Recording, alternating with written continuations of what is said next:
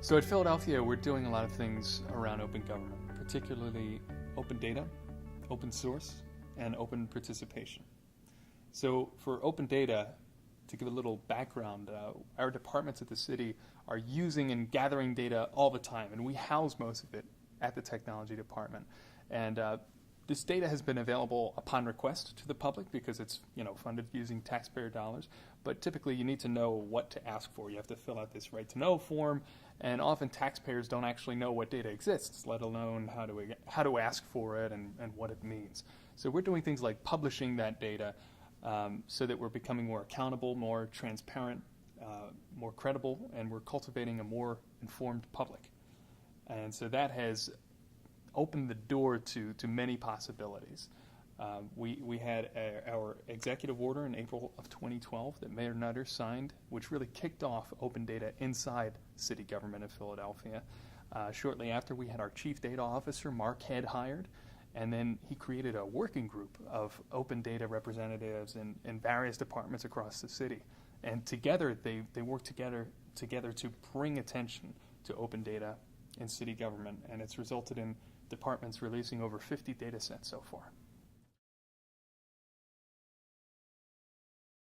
Yeah, so we're seeing open data throughout not just the country, but throughout the world. In fact, we've seen some great examples of open data portals from other continents as well.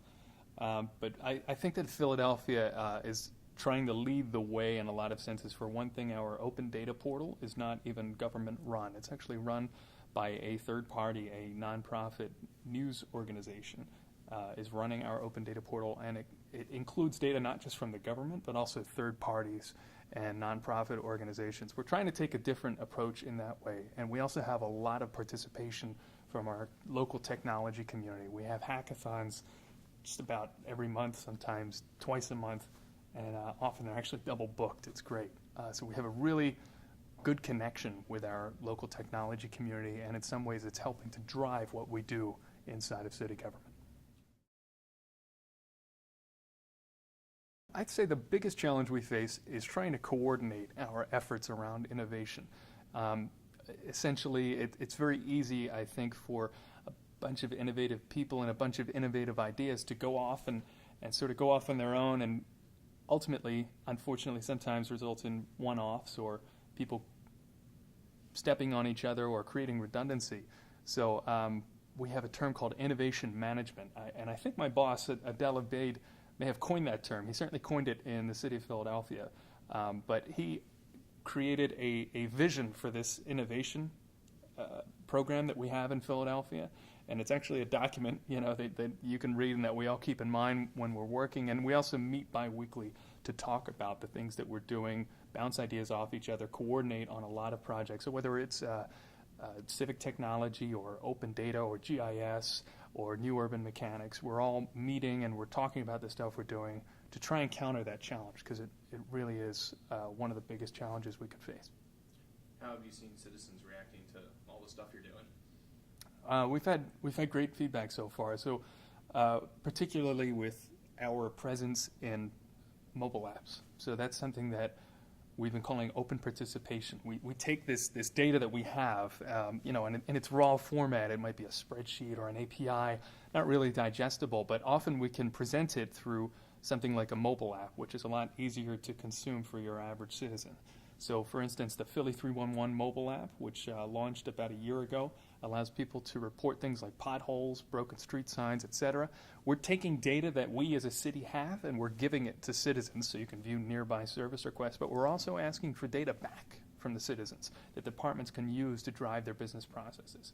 And just last week, we released another mobile app called My Philly Rising that allows users to gather in their neighborhood, find out about upcoming community events like neighborhood cleanups or civic association meetings and nearby resources just within their neighborhood. So again, we're taking data that we have, but we're also asking them to give data back to us so that we can share it with the others.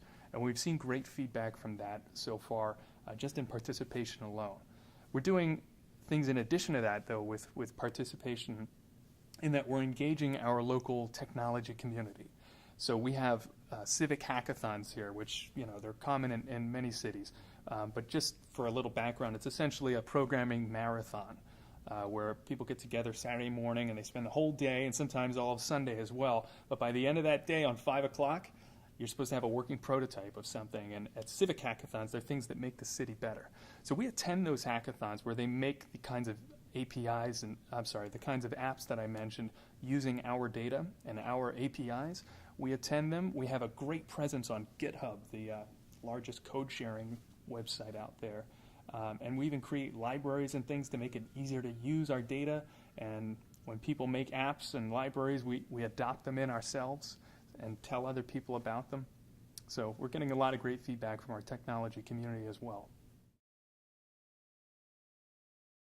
So one of the things we're doing to engage our local community of technologists is we're creating applications using open source software. And that allows us to build these applications more quickly. And it also enables us to get feedback from the local tech community and actually get suggestions on our apps. So we post our software source code on GitHub for all the new applications that we're doing. We're actually asking people to engage and make comments on it.